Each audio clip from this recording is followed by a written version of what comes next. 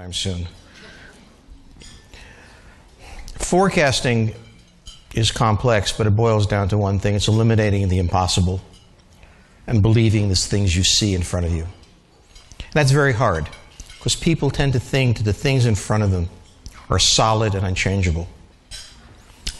In 1989, I completed what was the finest computerized war game for DoD on the Warsaw Pact NATO balance.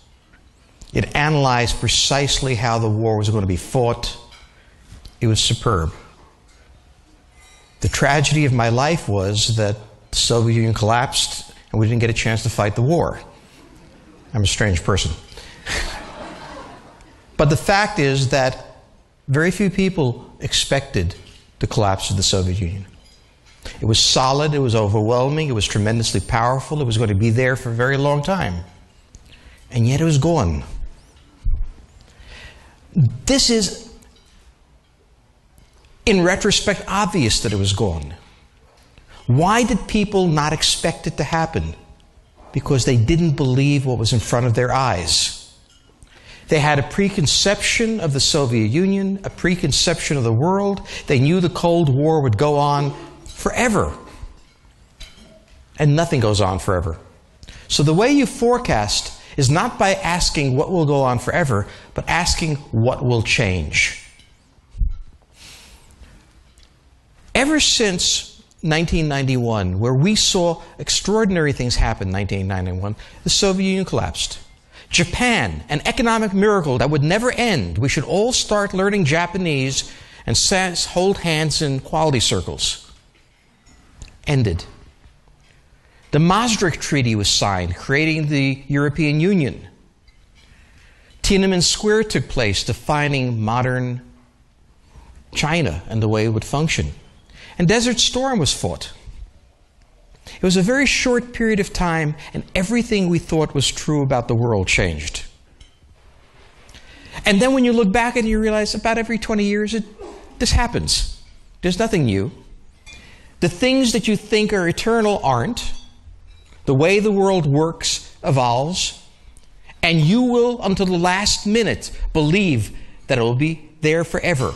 And even after Japan collapsed, people waited for when would it come back to the way it was? And the answer is never. Once it's done, it's over. And that's really what led me into forecasting. Having spent a great deal of time worrying about the Soviet Army, the Red Army, I now discovered that, boy, was I in the wrong business. And so I started thinking about the question, how can the future be understood? Because, as Yogi Berra said, we'll all be living in the future. When I look at the world after this period I talked about, 89, 91, three major pillars emerged in the international scene. The United States, of course, emerged as the world's only superpower, for the first time in its history unchallenged, because up until then you had the Cold War, and let me tell you, that was scary. It wasn't clear that we were going to win. You had a united Europe emerging that was going to become a place of enlightenment, of prosperity, and of peace, and would balance the United States.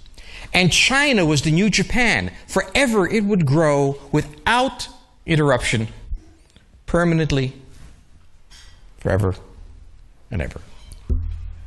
We are now, ever since 2008, in a period of readjustment, exactly as we were in 89, 91, where two of these three pillars are tottering and one is starting to behave differently.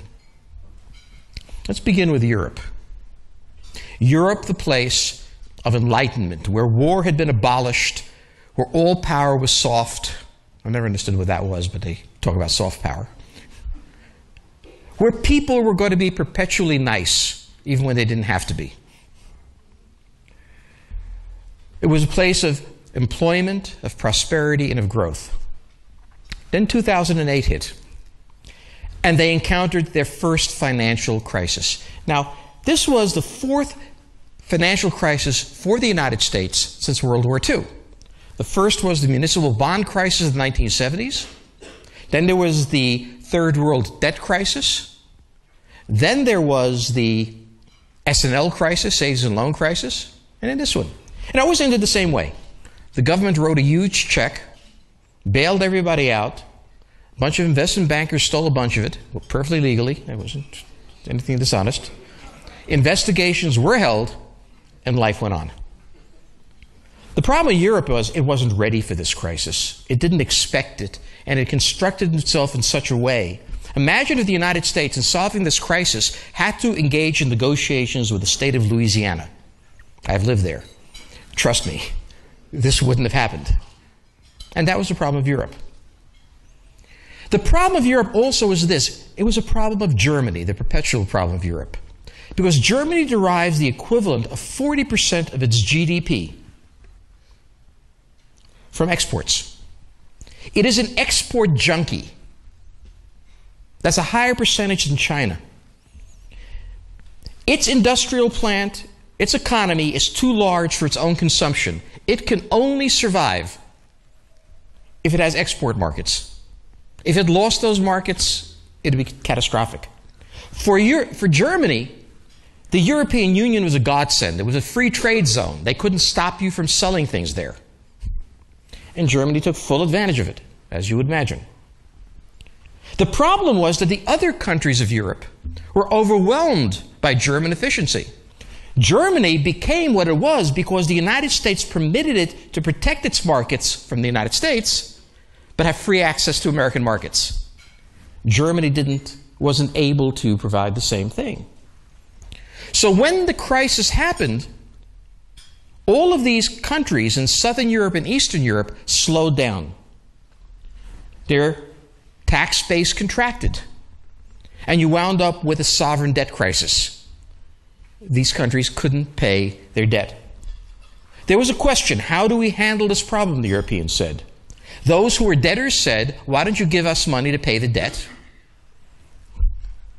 Those who were creditors said, why don't you choke on it? Not an odd conversation.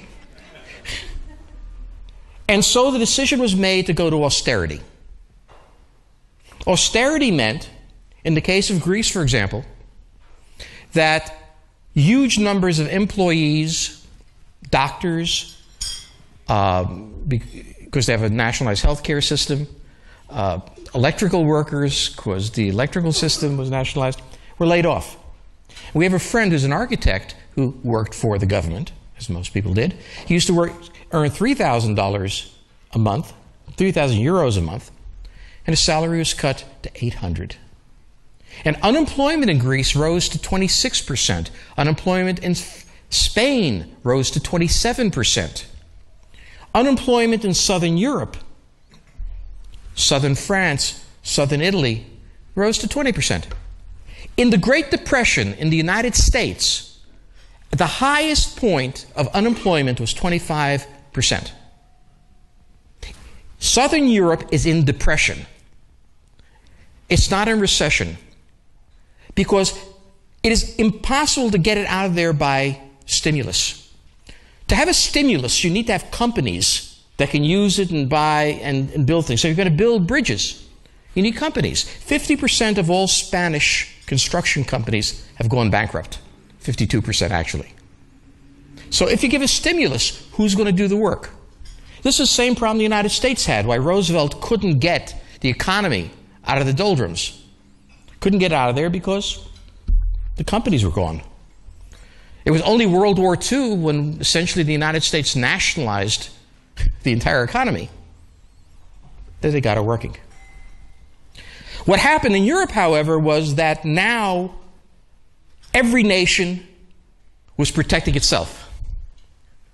When the leaders of Europe sat down, they were not as leaders of Europe. It was the president of Greece meeting the chancellor of Germany, meeting the president of France, meeting the prime minister of Italy, and they spoke for their countries and their interests, and these interests diverged. And the most frightening thing was the divergence between France and Germany. France went to war in Mali. Germany refused to help it. France wants stimulus. Germany wants austerity. Europe has completely shifted away from a transnational entity to an arena like the United Nations, where nations fight and struggle with each other.